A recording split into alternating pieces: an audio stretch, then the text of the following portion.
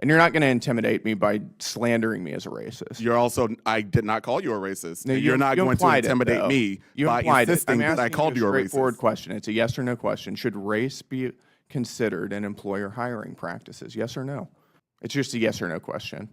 It's not a yes or no question. It's a yes or no question. It is a. Do you think that Joe Biden's age had a relation to his cognitive decline? That is outside of my area of expertise. Do you need to be an expert to determine whether an 82-year-old man who is clearly visibly declining mentally on camera, if that has anything to do with his age? I'm not a cognitive scientist. You're not? Okay. Of course you're not. Again, you're missing the point. The point is about the ageism itself. Okay. It isn't about Joe Biden. We're going to move on. Ladies and gentlemen, welcome back to America First, the one place where truth isn't filtered, speech isn't censored, and American values are still front and center. Today we're unpacking one of the most important and frankly revealing congressional hearings you probably didn't hear about unless you've been tuned into real conservative media. But before we get into it, you know what to do.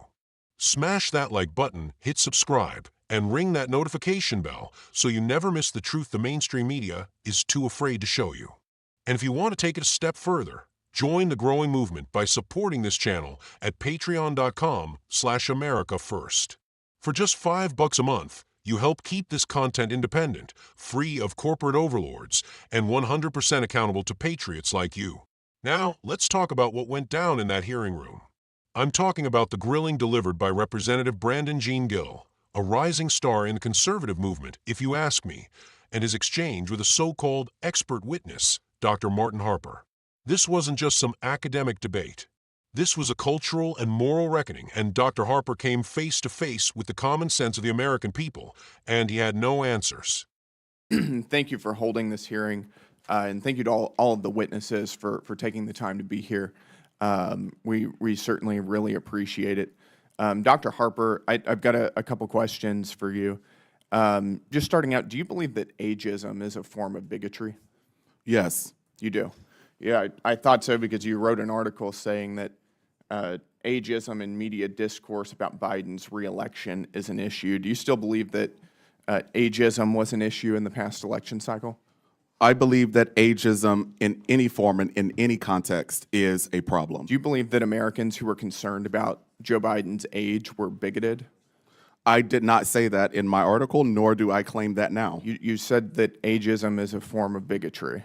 Ageism is a form of bigotry, but I did not say that in my article. You cannot misrepresent my ideas. Okay, well, why don't you provide your explanation for that? Ageism is a form of bigotry. People who were concerned about Joe Biden's age were ageist. How do you square that?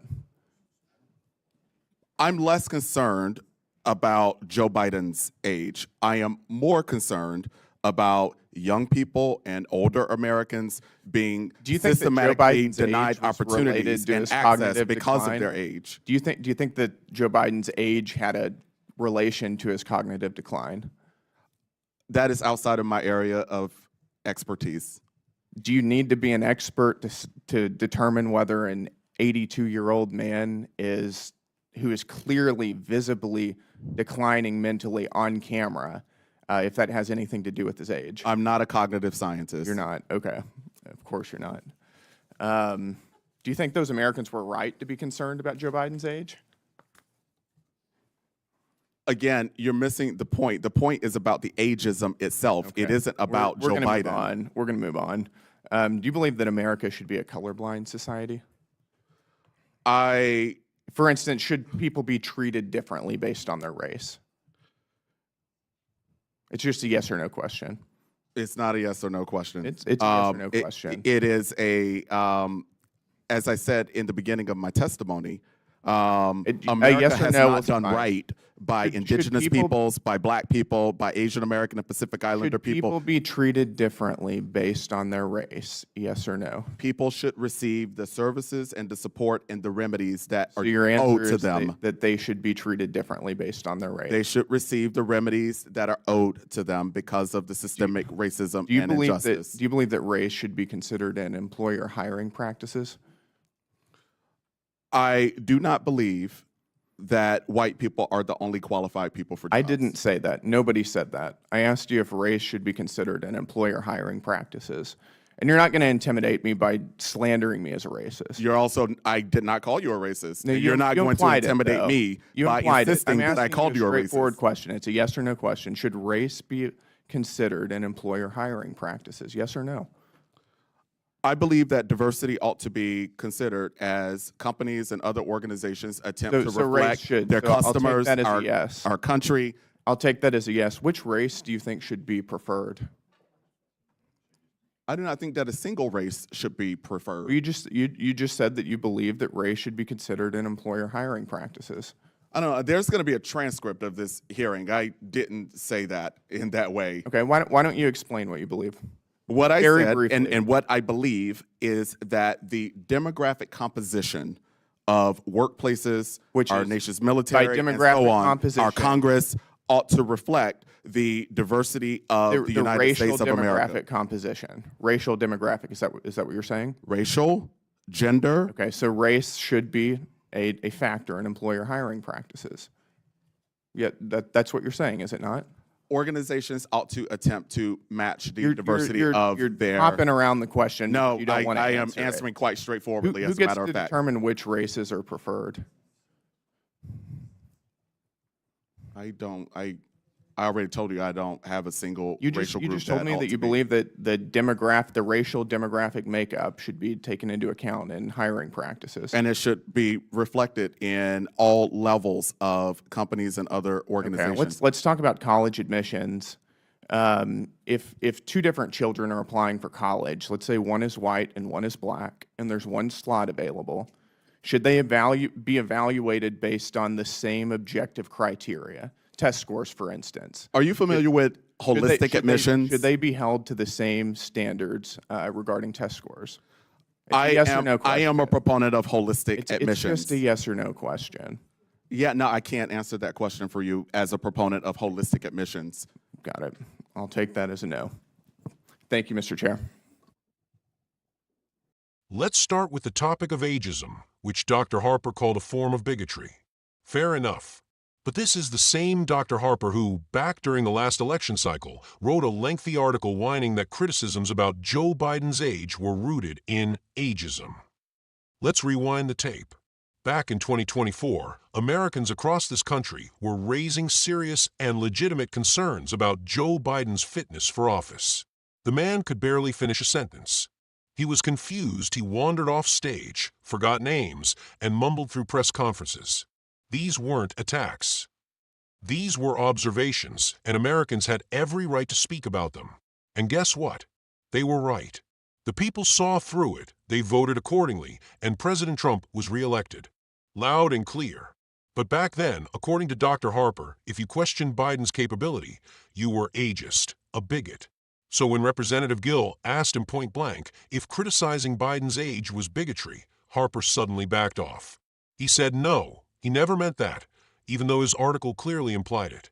Folks, this is what the left always does. They weaponize language to protect their own and to silence dissent. But when that same language is turned back on them, they deny, deflect, and dance around the issue. And that brings us to the second part of the exchange, a question as old as the Constitution. Should we be a colorblind society? Should people be treated equally, regardless of their race? Now that's an easy yes for any rational, freedom-loving American. But Dr. Harper? He couldn't say it. Instead, he launched into a political monologue about America's legacy of oppression and how certain groups were still owed remedies. Translation: he believes people should be treated differently based on their skin color, and he just doesn't want to say it directly. Representative Gill pressed him again. Simple question: should race be considered in hiring practices? Again, Harper dodged. He said companies should reflect the diversity of the country. But that's not an answer, that's an agenda. Let's break that down. What he's really saying is that companies should hire based on race, not merit. That if there are too many employees of one color and not enough of another, the answer isn't better outreach or training, it's quotas. Preferences, identity-based discrimination. And Representative Gill saw right through it. He didn't let it slide. He asked which races should be preferred. And that's when Harper really started squirming. He said, I'm not saying any race should be preferred. But if that's true, then what does it mean when you say race should be a factor? It means someone is being prioritized and someone else is being pushed aside. And let's be crystal clear, this kind of ideology hurts everyone. It hurts the qualified job applicant who gets passed over. It hurts the business forced to pick from a pool of candidates based not on skill, but on skin tone. And it hurts minority Americans too, because it implies that they need a leg up just to compete. That's insulting. That's patronizing. And that's not the America we believe in. Then came the question about college admissions. Representative Gill posed a scenario that every parent and student in America understands. 2 kids apply to the same college, one white, one black. Only one spot is available. Should they be judged by the same criteria? And again, Harper wouldn't answer. He refused to say yes. Instead, he defended holistic admissions, which is the academic code word for we do whatever we want and call it justice. Patriots, this is why trust in our institutions is crumbling.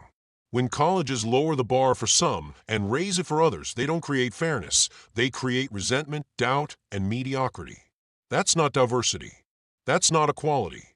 That's discrimination. And Representative Gill didn't just expose the bias, he exposed the cowardice. Because every time he asked for a yes or no answer, Harper twisted, hedged, and dodged. Not once did he take a clear stand for equal treatment under the law. This is the face of the modern progressive elite. They hide behind big words, vague theories, and historical grievances, but at the end of the day, they believe you should be judged by your race, your age, and your group identity, not by who you are as a person. That's not progress. That's not justice. That's the new racism. So let me say this loud and clear. Representative Gene Gill is a fighter. He's a truth teller. He didn't raise his voice. He didn't resort to name-calling. He simply asked the questions that millions of Americans are thinking, and he refused to let the witness escape with empty platitudes. We need more voices like his in Washington. We need men and women who aren't afraid to challenge the ideology that's tearing this country apart, and who will stand firm in defense of fairness, truth, and the Constitution.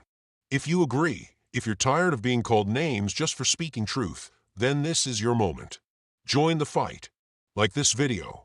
Subscribe to this channel. And most importantly, support our work at patreon.com/America First. $5 a month keeps this platform alive and thriving. This isn't just commentary. This is the front line in a war for our culture. And together, we're going to win it. Until next time, stay proud, stay strong, and never, ever apologize for loving your country. This is America First.